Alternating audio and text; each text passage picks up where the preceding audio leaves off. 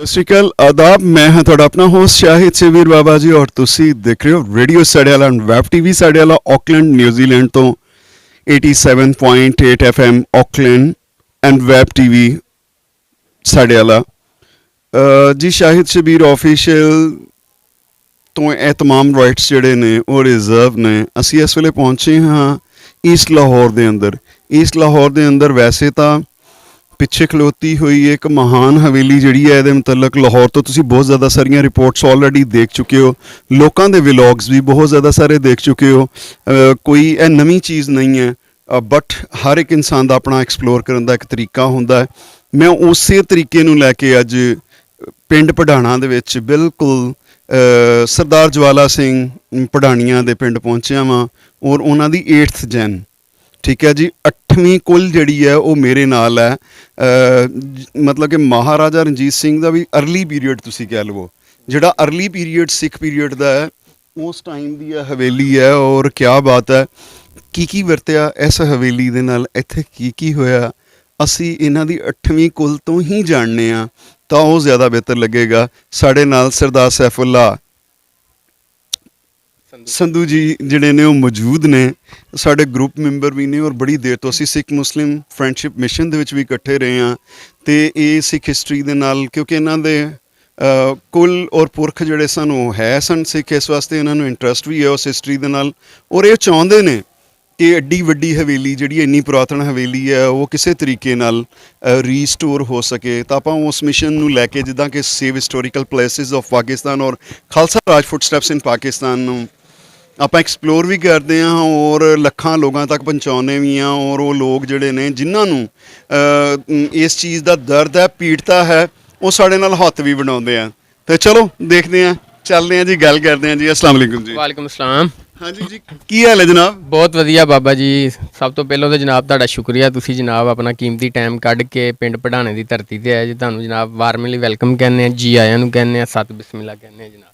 ਚਲੋ ਜੀ, ਤੇ ਚੱਲਦੇ ਹਾਂ ਅਸੀਂ ਔਰ ਤੁਹਾਨੂੰ ਦਿਖਾਉਂਦੇ ਹਾਂ ਜੀ ਇਹ ਬੇਸ਼ਕੀਮਤੀ ਦਰਸ਼ਨੀ ਡਿਊੜੀ ਜਿਹੜੀ ਤੁਹਾਨੂੰ ਇਸ ਵੇਲੇ ਦਿਖ ਰਹੀ ਹੈ ਇਸ ਹਵੇਲੀ ਦੀ।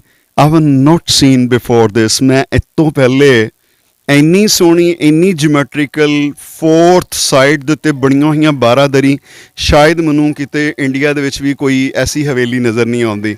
ਪਾਕਿਸਤਾਨ ਦੀ ਧਰਤੀ ਦੇ ਉੱਤੇ ਤਾਂ ਇੱਦਾਂ ਦੀ ਹਵੇਲੀ ਹੈ ਹੀ ਨਹੀਂ ਹੈ।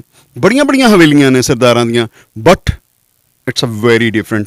ਅੱਜ ਦੀ ਇਹ ਵੀਡੀਓ ਬਹੁਤ ਇੰਟਰਸਟਿੰਗ ਹੋਣ ਵਾਲੀ ਹੈ। ਸੋ ਆਪ ਜੀ ਤੋਂ ਰਿਕੁਐਸਟ ਹੈ ਕਿ ਚੈਨਲ ਨੂੰ ਇੱਕ ਤਾਂ ਸਬਸਕ੍ਰਾਈਬ ਕਰੋ ਔਰ ਨਾਲ ਦੀ ਨਾਲ ਹੀ ਤੁਸੀਂ ਇੱਕ ਕੰਮ ਕਰਨਾ ਹੈ ਕਿ ਅਗਰ ਸਾਡੇ ਨਾਲ ਰੀਸਟੋਰੇਸ਼ਨ ਵਿੱਚ ਹੱਥ ਵੰਡਾਓ ਤਾਂ ਸਭ ਤੋਂ ਵਧੀਆ ਲੱਗੇਗਾ ਸਾਨੂੰ। ਚੱਲਦੇ ਹਾਂ ਅੱਗੇ ਤਾਂ ਫਿਰ ਤੁਹਾਨੂੰ ਦਿਖਾਉਂਦੇ ਹਾਂ ਅੱਜ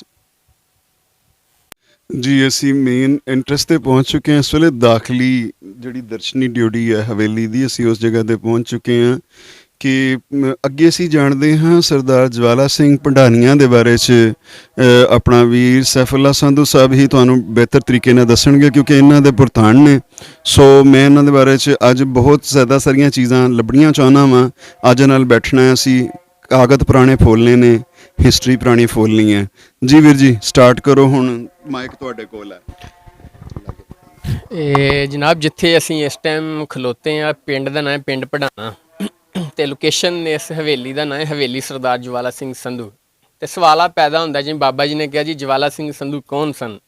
ਇਹਨਾਂ ਦੀ ਹਿਸਟਰੀ ਦੇ ਬਾਰੇ ਮੈਂ ਤੁਹਾਨੂੰ ਦੱਸਣਾ ਚਾਹ ਰਿਹਾ। ਜਿਹਦੇ ਸਰਦਾਰ ਜਵਾਲਾ ਸਿੰਘ ਸੰਧੂ ਸਨ, ਆ ਮਹਾਰਾਜਾ ਰਣਜੀਤ ਸਿੰਘ ਦੀ ਫੌਜ ਦੇ ਸਿਪਾਹ ਸਲਾਰ ਸਨ, ਗਵਰਨਰ ਜਨਰਲ ਸਨ ਜਾਂ ਮਿਲਟਰੀ ਕਮਾਂਡਰ ਕਹਿ ਸਕਦੇ ਜੇ। ਕਿ ਜਦੋਂ ਉਹਨਾਂ ਦੀ ਸਾਰੀ ਫੌਜ ਆਈ ਸੀ ਮਹਾਰਾਜਾ ਰਣਜੀਤ ਸਿੰਘ ਦੀ ਲਾਈਨ ਆਫ ਪੰਜਾਬ, ਜਿਨ੍ਹਾਂ ਦਾ ਟਾਈਟਲ ਸੀ, ਜਿਨ੍ਹਾਂ ਨੂੰ ਖਿਤਾਬ ਦਿੱਤਾ ਸੀ, ਉਹਨਾਂ ਦੀ ਫੌਜ ਦੇ ਮਿਲਟਰੀ ਕਮਾਂਡਰ ਸਨ ਉਹ। ਅਤੇ ਸਾਡੀ 8th ਜਨਰੇਸ਼ਨ, ਜਿੱਥੋਂ ਸਾਡਾ ਪੈਡੀਗਰੀ ਫੈਮਿਲੀ ਟਰੀ ਸਟਾਰਟ ਹੁੰਦਾ, ਸਰਦਾਰ ਜਵਾਲਾ ਸਿੰਘ ਸੰਧੂ ਤੋਂ ਸਟਾਰਟ ਹੁੰਦਾ ਹੈ ਜੀ ਸਾਡੀ। ਅਸੀਂ ਉਹਨਾਂ ਦੀ 8ਵੀਂ ਜਨਰੇਸ਼ਨ ਦੇ ਵਿੱਚੋਂ ਹਾਂ। ਚੱਲਦੇ ਅੰਦਰ, ਨਾਲ ਗੱਲਬਾਤ ਕਰਨੇ ਤੇ ਨਾਲ ਅਸੀਂ ਦੇਖਦੇ ਆਂਗੇ। ਬਿਲਕੁਲ।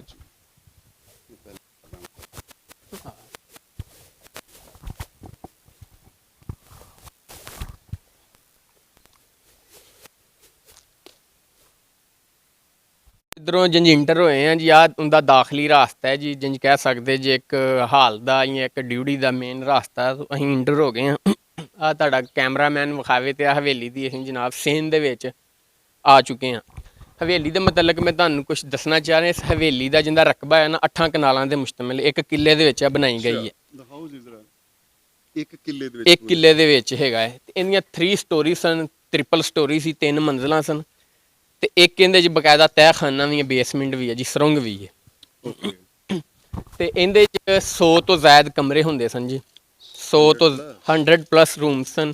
ਰੋਇਲ ਕਿਚਨ, ਰੋਇਲ ਬਾਥ ਉਹ ਇਸ ਤੋਂ ਸੈਪਰੇਟ ਸਨ। ਮਹਿਮਾਨ ਖਾਨਾ, ਗੈਸਟ ਰੂਮ ਇਸ ਤੋਂ ਇਲਾਵਾ ਅਸੀਂ ਪਾਰਕਿੰਗ ਸਿਸਟਮ ਲੈਦਾ ਸੀ। ਆ ਬਿਲਖਸੂਸ ਸਿਰਫ ਲਿਵਿੰਗ ਰੂਮਸ ਜਾਂ ਕੋਈ ਜਿਹਦੇ ਪਰਸਨਲ ਉਹਨਾਂ ਦੀ ਰਿਹਾਇਸ਼ਗਾਹ ਸੀ ਉਹ ਸੀ। ਇਹਦੇ ਮਟੀਰੀਅਲ ਦੇ ਬਾਰੇ ਮੈਂ ਤੁਹਾਨੂੰ ਦੱਸਣਾ ਚਾਹਾਂਗੇ। ਬਣਿਆ ਕੇਸ ਦੇ ਨਾਲ ਆ ਜੀ, ਛੋਟੀ ਟਾਇਲ ਦੇ ਨਾਲ ਬਣਿਆ ਜੀ, ਜਿਹਨੂੰ ਨਾਨਕਸ਼ਾਹੀ ਬ੍ਰਿਕਸ ਕਿਹਾ ਜਾਂਦਾ ਹੈ ਅੱਜ ਕੱਲ੍ਹ ਦੇ ਦੌਰ ਵਿੱਚ। ਤੇ ਇਹਦੇ ਜਿੰਦੀਆਂ ਚੀਜ਼ਾਂ ਹੋਈਆਂ ਨੇ ਇਹਨੂੰ ਅੱਜ ਕੱਲ੍ਹ ਲੇਟੈਸਟ ਦੌਰ ਵਿੱਚ ਜੀ ਮੱਡ ਸੀਮੈਂਟ ਕਿਹਾ ਜਾਂਦਾ ਹੈ। ਪੁਰਾਣੇ ਵਕਤ ਹਾਂਜੀ ਉਹ ਤੁਸੀਂ ਕਹਿ ਸਕਦੇ ਜੀ, ਮੁਖਤਲਿਫ ਕਿਸਮ ਦੇ ਪੀਨਟਸ, ਦਾਲਾਂ, ਚੂਨਾ, ਮਿੱਟੀ, ਸ਼ੀਸ਼ੇ ਦੇ ਚੂਰਾ ਬਣਾ ਕੇ ਉਹਨਾਂ ਦਾ ਮਿਕਸਚਰ ਹੋ ਕੇ ਜਨਾਬ ਆਇਆ ਤਮੀਰ ਕੀਤੀ ਗਈ ਹੈ ਜੀ ਜੀ।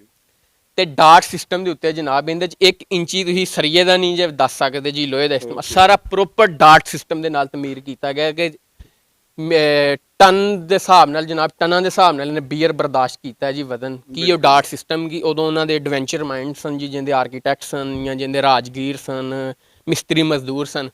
ਤੇ ਆਹ ਚੀਜ਼ ਹੈ ਜਨਾਬ ਹਵੇਲੀ।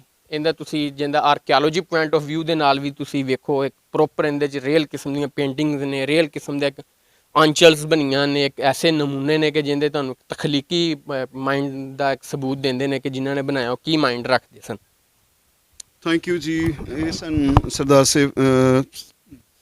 ਸੈਫੁੱਲਾ ਸਿੰਧੂ ਸਾਹਿਬ। ਮੈਨੂੰ ਬਾਰ-ਬਾਰ ਉਹ ਸੈਫੁਦੀਨ ਆ ਜਾਂਦਾ ਕਿਉਂਕਿ ਉਹ ਫਕੀਰ ਹਵੇਲੀ ਵਾਲੇ ਔਰ ਫਕੀਰ ਫੈਮਿਲੀ ਵਾਲੇ, ਉਹਨਾਂ ਦਾ ਬਾਰ-ਬਾਰ ਯਾਦ ਆ ਜਾਂਦਾ।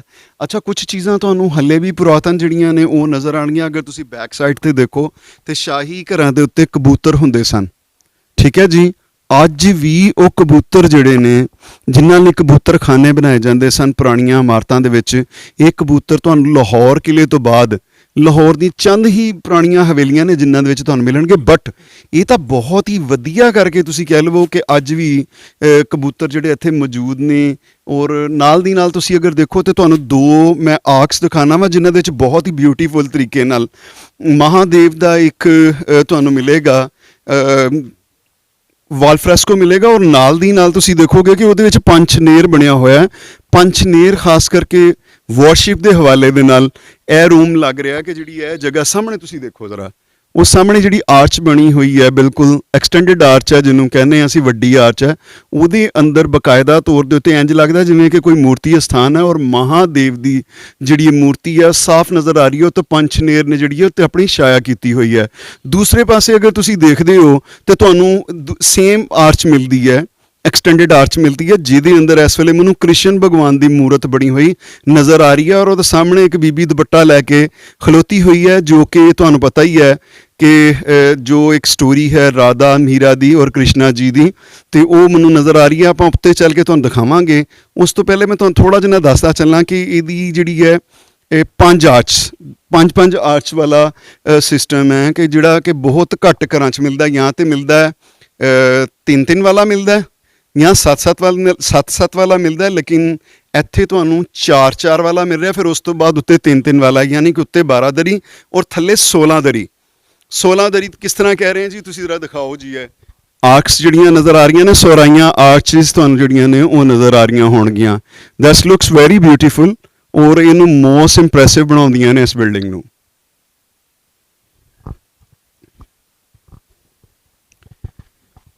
ਦੋ ਚੀਜ਼ਾਂ ਮੈਂ ਤੁਹਾਨੂੰ ਹੋਰ ਦੱਸਦਾ ਚੱਲਾਂ ਹਿਸਟਰੀ ਦੇ ਪੱਖ ਦੇ ਨਾਲ ਕਿ ਇਹ ਬਿਲਡਿੰਗ ਕੁਝ ਲੋਕ ਬਹੁਤ ਜ਼ਿਆਦਾ ਕਿੰਤੂ ਕਰਦੇ ਨੇ ਪਾਕਿਸਤਾਨ ਦੇ ਉੱਤੇ ਕਿ ਪਾਕਿਸਤਾਨ ਨੇ ਇਹਦੀ ਕੇਅਰ ਨਹੀਂ ਕੀਤੀ।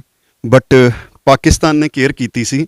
ਇਹ 60s ਦੇ ਵਿੱਚ, ਠੀਕ ਹੈ, 60s ਦੇ ਵਿੱਚ ਜਦੋਂ ਜੰਗ ਲੱਗੀ ਹੈ ਉਸ ਵੇਲੇ ਦੀਆਂ ਛੱਤਾਂ ਜਿਹੜੀਆਂ ਨੇ ਬਕਾਇਦਾ ਦੇੜ ਕੇ ਖੜੀਆਂ ਗਈਆਂ ਨੇ। ਜਿਸ ਤਰ੍ਹਾਂ ਕਿ ਮੈਂ ਮੰਡੀ ਠਰੋ ਦੀ ਗੱਲ ਕੀਤੀ ਸੀ ਔਰ ਇੱਕ ਹੋਰ ਜਗ੍ਹਾ ਦੀ ਕੀਤੀ ਸੀ ਕਿ ਇੰਡੀਅਨ ਆਰਮੀ ਜਿਸ ਵੇਲੇ ਆਈ ਔਰ ਇੱਥੋਂ ਕੀਮਤੀ ਲੱਕੜ, ਕੀਮਤੀ ਦਰਵਾਜ਼ੇ, ਜੋ ਹੱਥ ਲੱਗਾ ਉਹ ਸਾਰਾ ਕੁਝ ਇੱਥੋਂ ਗਿਆ। ਦੇਖੋ ਹਿਸਟਰੀ ਨੂੰ ਤੁਸੀਂ ਡਿਨਾਈ ਨਹੀਂ ਕਰ ਸਕਦੇ। ਜਿੱਦਾਂ ਆਪਾਂ ਮੁਗਲ ਪੀਰੀਅਡ ਦੇ ਵਿੱਚ ਸਾਰਾ ਡਿਸਕਸ ਕਰਦੇ ਹਾਂ ਕਿ ਸ਼ਹਾਦਤਾਂ ਵੀ ਗੁਰੂ ਸਾਹਿਬਾਨ ਦੀਆਂ ਔਰ ਉਹਨਾਂ ਦੇ ਬੱਚਿਆਂ ਦੀਆਂ, ਤੇ ਇਸੇ ਤਰ੍ਹਾਂ ਇਹ ਚੀਜ਼ ਵੀ ਐਕਸੈਪਟ ਕਰਨੀ ਪਏਗੀ ਜੋ ਸੱਚ ਹੈ ਉਹ ਸੱਚ ਹੈ ਕਿ ਮੰਡੀ ਠਰੋ ਵੀ ਔਰ ਇਹ ਏਰੀਆ ਵੀ ਜਿਹੜਾ ਹੈ ਉਹ ਉਸ ਵੇਲੇ ਜਦੋਂ ਓਕੂਪਾਈ ਹੋਇਆ ਔਰ ਉਹਨਾਂ ਨੇ ਇਹਦੀ ਜੋ ਕੁਝ ਚੀਜ਼ ਜਿਹੜੀ ਕੀਮਤੀ ਸੀ ਲੈ ਜਾ ਸਕੇ ਨੇ ਉਹ ਇੱਥੋਂ ਪੱਟ ਕੇ ਲੈ ਗਏ ਨੇ।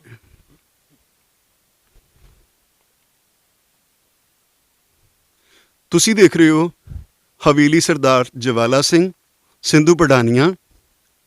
ਡਿਫੈਂਸ ਪਾਲਿਸੀ ਟੌਪ ਫਲੋਰ ਦੇ ਉੱਤੇ ਤੁਸੀਂ ਦੇਖੋ ਲੰਮੀਆਂ ਗਨਸ ਜਿਹੜੀਆਂ ਸਨ 9 ਫੁੱਟ ਵਾਲੀਆਂ, ਉਹਨਾਂ ਦੇ ਫਾਇਰਿੰਗ ਵਾਸਤੇ ਜਿਹੜੀ ਹੈ ਬਕਾਇਦਾ ਤੌਰ ਦੇ ਉੱਤੇ ਜਗ੍ਹਾ ਬਣੀ ਹੋਈ ਹੈ। ਯਾਨੀ ਕਿ ਇੱਕ ਹਵੇਲੀ ਨਹੀਂ ਹੈ, ਬਕਾਇਦਾ ਇੱਕ ਕੌਸਲ ਦੀ ਸ਼ੇਪ ਦਿੱਤੀ ਹੋਈ ਹੈ ਕਿ ਆਪਣੇ ਆਪ ਨੂੰ ਡਿਫੈਂਡ ਵੀ ਕੀਤਾ ਜਾਵੇ ਆਉਣ ਵਾਲੇ ਪ੍ਰੋਬਲਮਸ ਤੋਂ ਔਰ ਆਉਣ ਵਾਲੇ ਇਨਵੇਡਰਸ ਤੋਂ।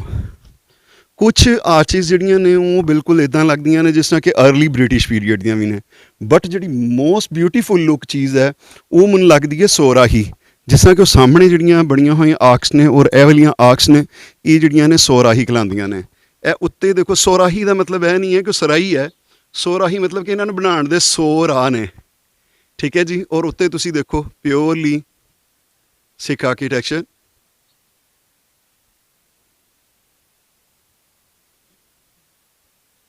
ਖਾਸ ਕਰਕੇ ਇਹਦੇ ਦੇ ਦਰਵਾਜ਼ੇ ਦੀ ਜਿਹੜੀ ਡਾਟਸ ਨੇ ਉਹ ਬਹੁਤ ਸੋਹਣੀਆਂ ਬਣੀਆਂ ਹੋਈਆਂ ਨੇ, ਜਿਹੜੀਆਂ ਕਿ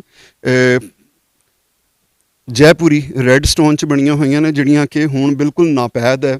ਪਾਕਿਸਤਾਨ ਦੇ ਵਿੱਚ ਤੇ ਇਹਦਾ ਯੂਜ਼ ਜਿਹੜਾ ਸਿਰਫ ਔਰ ਸਿਰਫ ਤੁਹਾਨੂੰ ਸ਼ਾਲੀਮਾਰ ਬਾਗ ਦੇ ਵਿੱਚ ਜਾਂ ਫੋਰਟਸ ਦੇ ਅੰਦਰ ਹੀ ਮਿਲਦਾ, ਜਾਂ ਕੁਛ ਗੁਰਦੁਆਰੇ ਐਸੇ ਹੈ ਨੇ, ਜਾਂ ਕੁਛ ਐਸੇ ਤੁਹਾਨੂੰ ਕਹਿ ਲਵੋ ਕਿ ਮੰਦਿਰ ਨੇ ਜਿਨ੍ਹਾਂ ਦੀ ਇੰਟਰਸਟ ਜਿਹੜੀ ਹੈ ਉਹ ਤੁਹਾਨੂੰ ਮਿਲਦੀ ਹੈ। ਸਾਹਮਣੇ ਤੁਸੀਂ ਦੇਖ ਲਓ ਜਾਨੀ ਮਾਨੀ ਹਸਤੀ ਜਿਹੜੇ ਨੇ ਪੁਰਵਾ ਮਸੂਦ ਜੀ, ਸਿੱਖ ਹਿਸਟਰੀ ਦੇ ਉੱਤੇ ਇੱਕ ਸੋਹਣਾ ਨਾਮ। ਪੰਜਾਬ ਦੀ ਸਾਡੀ ਸੋਹਣੀ ਇੱਕ ਸਨੱਕੀ ਧੀ ਜਿਹੜੀ ਹੈ ਪੰਜਾਬ ਦੀ ਹਿਸਟਰੀ 'ਤੇ ਕੰਮ ਕਰ ਰਹੀ ਹੈ, ਉਹ ਵੀ ਮੌਜੂਦ ਨੇ। ਅੱਜ ਅਚਾਨਕ ਸਾਡੀ ਫਿਰ ਮੁਲਾਕਾਤ ਹੋ ਗਈ ਹੈ ਜੀ। ਹਾਂਜੀ ਜੀ, ਪੁਰਵਾ ਜੀ ਕੀ ਹਾਲ ਹੈ ਤੁਹਾਡਾ? ਹਾਂਜੀ ਬਿਲਕੁਲ ਠੀਕ, ਤੁਸੀਂ ਸੁਣਾਓ ਕੀ ਹਾਲ? ਦੈਟਸ ਵੈਰੀ ਗੁੱਡ ਜੀ। ਓਕੇ ਠੀਕ ਹੈ ਜੀ, ਸੌਰੀ ਜੀ ਮੈਨੂੰ ਓਕੇ ਜੀ, ਠੀਕ ਹੈ ਜੀ। ਇਹ ਸਨ ਪੁਰਵਾ ਜੀ ਜਿਨ੍ਹਾਂ ਦੇ ਮੁਤਲਕ ਤੁਸੀਂ ਅਕਸਰ ਇਹਨਾਂ ਦੇ ਵਲੌਗਸ ਦੇਖ ਰਹੇ ਹੁੰਦੇ ਹੋ। ਵੀ ਸੇਇੰਗ ਅ ਵੈਲਕਮ ਕਿ ਪਾਕਿਸਤਾਨ ਦੀ ਪਹਿਲੀ ਫੀਮੇਲ ਸਿੱਖ ਹਿਸਟੋਰੀਅਨ ਨੇ। ਚੱਲਦੇ ਹਾਂ ਉੱਤੇ ਤੇ ਤੁਹਾਨੂੰ ਅਸੀਂ ਦਿਖਾਉਂਦੇ ਹਾਂ ਕਿ ਕਿਹੜਾ ਰਾਹ ਸੀ ਜਿੱਥੋਂ ਕਿ ਫਸਟ ਫਲੋਰ ਸੈਕੰਡ ਫਲੋਰ ਨੂੰ ਜਾਇਆ ਜਾਂਦਾ ਸੀ, ਔਰ ਚੋਰ ਰਾਹ ਜਿੱਥੋਂ ਦੀ ਬਾਹਰ ਨੱਠਣ ਨੂੰ ਰਾਹ ਵੀ ਬਣਾਏ ਗਏ ਸਨ। ਕੁਛ ਲੋਕ ਕਹਿੰਦੇ ਨੇ ਜੀ ਇਹ ਸੁਰੰਗ ਜਾਂਦੀ ਹੈ ਦਿੱਲੀ ਨੂੰ, ਇਹ ਜਾਂਦੀ ਹੈ ਲਾਹੌਰ ਨੂੰ, ਤੇ ਇਦਾਂ ਦੀ ਕੋਈ ਗੱਲ ਨਹੀਂ ਸੀ ਹੈਗੀ। ਉਹ ਰਸਤੇ ਜਿਹੜੇ ਨੇ ਉਹ ਸਿਰਫ ਔਰ ਸਿਰਫ ਇਸ ਵੇਲੇ ਕਿ ਜਦੋਂ ਤੁਹਾਡੇ ਤੇ ਕੋਈ ਅਟੈਕ ਕਰੇ ਤਾਂ ਤੁਸੀਂ ਜਗ੍ਹਾ ਨੂੰ ਵਕੰਟ ਕਰਕੇ ਕਿਸ ਤਰ੍ਹਾਂ ਜਾਣਾ ਹੈ, ਕਿੱਥੋਂ ਦੀ ਜਾਣਾ ਹੈ, ਇੱਥੋਂ ਦੀ 2 ਰਾਹ ਨੇ। ਚੱਲਦੇ ਅੱਗੇ ਤੇ ਤੁਹਾਨੂੰ ਦਿਖਾਉਂਦੇ ਹਾਂ।